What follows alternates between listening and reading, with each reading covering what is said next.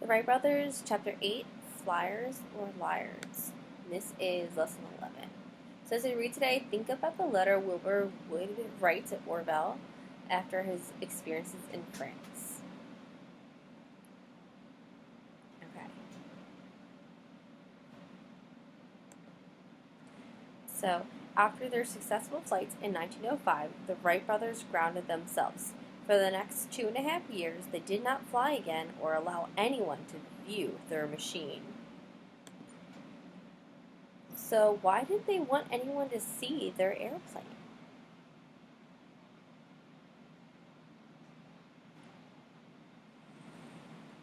A patent says that you are the legal owner of your invention. The government must approve your invention. So I'm going to skip the rest of page 89, and I'm going to kind of summarize here um, what happens between pages 90 through the last paragraph of page 92. So on the next 2.5 pages, the Wright brothers tried to secure contracts with the U.S. Army and other buyers. They did not want to have to demonstrate how their planes worked in fear of others trying to copy their work. They built a new airplane, which was the first to allow a pilot to sit upright and have a seat next to him for a passenger. Finally, the Army and the company in France agreed to contracts with the Wright brothers. They agreed to demonstration flights and had to split up to work with each group. Wilbur sailed to France, and Orville stayed behind to work with the U.S. Army. The French did not believe the Wright's plane could stay in the air for more than half an hour, since the planes they had built were not able to fly more than 22 seconds. To prove the French wrong, Wilbur would fly for all to see.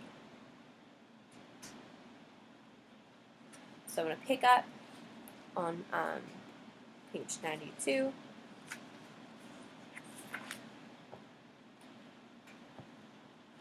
I'm going to start at the bottom paragraph here.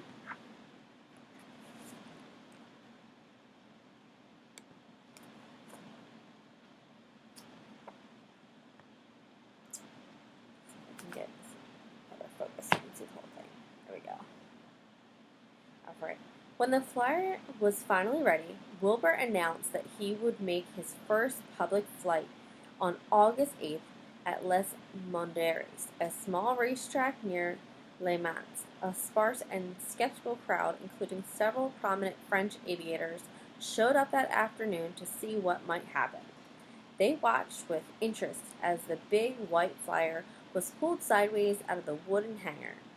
Workmen bolted the tail assembly and forwarded the elevator into place. Then they hauled the flyer over to its starting track and connected it by a rope to the 20-foot-high launching derrick. Let's see this here.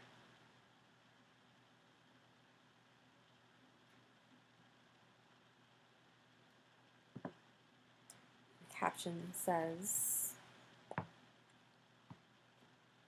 Wilbur adjusts the motor of the 1908 Type A flyer at Le Mans. Between August 1908 and January 1909, he made more than 100 demonstration flights there, took up to 60 passengers, and gained instant fame.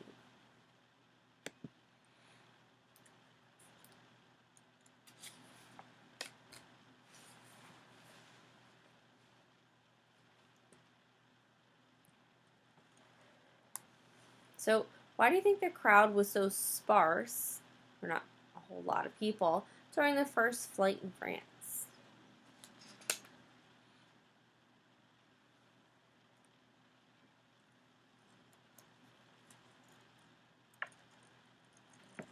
Okay, I'll show you.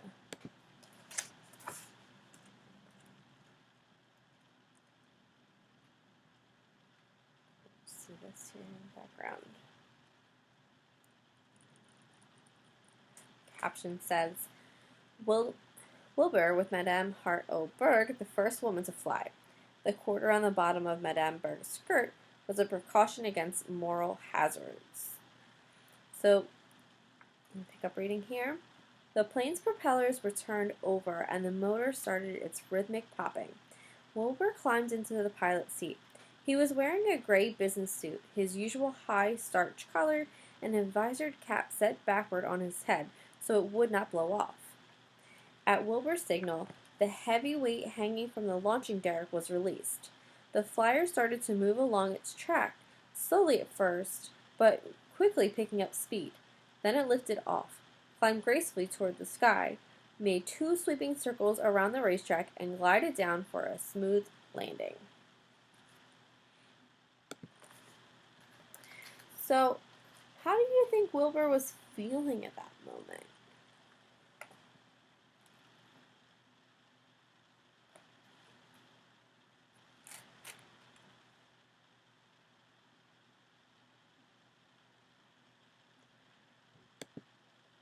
All right, pick up reading.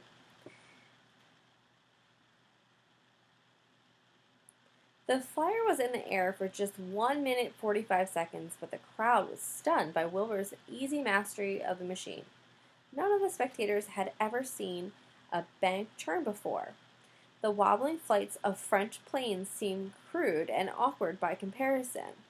As the flyer touched down, the cheering spectators surged out of the grandstand and onto the field to congratulate Wilbur and shake his hand.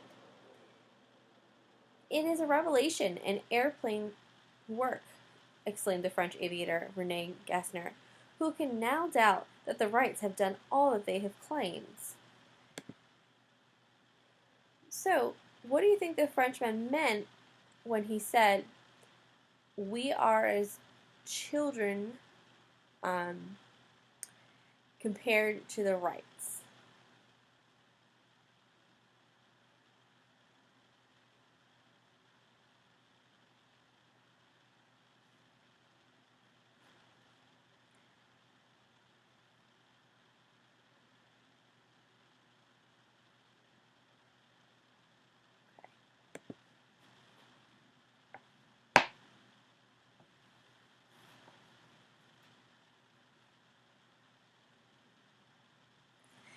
That that week, Wilbur made several more demonstration flights before enthralled crowds that grew bigger every day. He reported to Orville that the newspapers and the French aviators went wild with excitement. Louis Beatriot and Leon Delgrande were so excited that they could scarcely speak, and Henry Caffner could only gasp and could not talk at all. You would have almost died of laughter if you could have seen them. So why do you think the crowds grew larger each time Wilbur flew?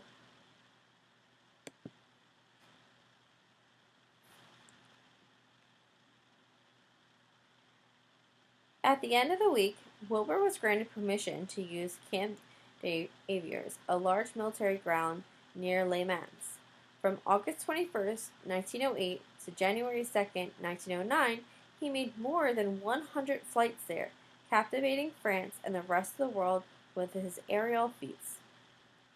On 60 of those flights, Wilbur took up passengers. One of the first was Leon Bolle, owner of the French automobile factory where the flyer had been assembled.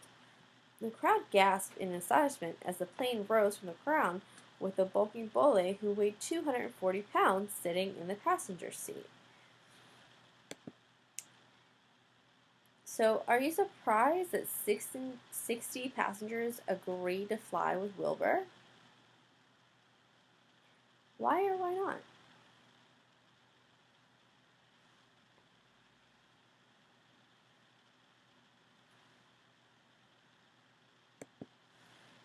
Another passenger, Madame Hart-Oberg, became the first woman to fly.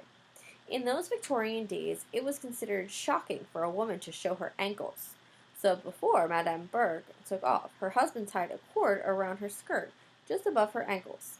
After she landed, she took a few hobbling steps before the cord was removed. That summer, the hobble skirt became all the rage in the world of ladies in high fashion. Wilbur's triumphant season in France made him an international celebrity. He lived in the hangars at Camp d'Aviers and slept next to the Flyer, his only companion, an adopted stray dog also named Flyer.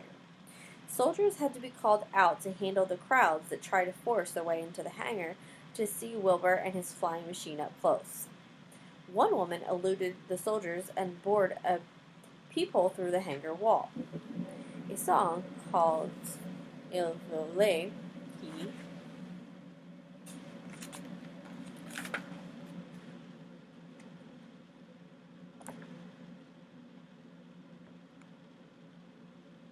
Flies became a popular hit in Paris.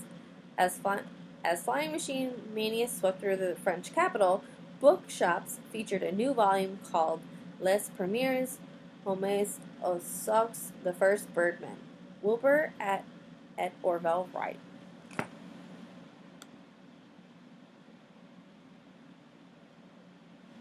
So, today we think of celebrities as people on TV or in movies and professional athletes. Why was Wilbur Wright considered a celebrity?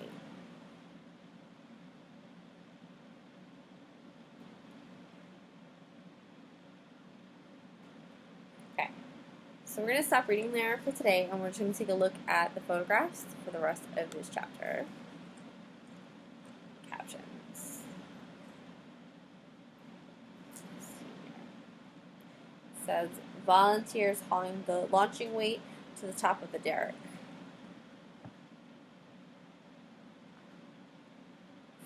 Here, it says Wilbur flies triumphantly over Les Mans.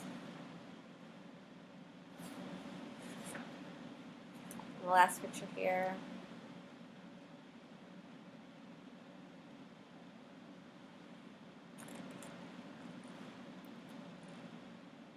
It says Orville circling the Fort Myer, Virginia parade ground in the Wright's 1908 Signal Corps flyer.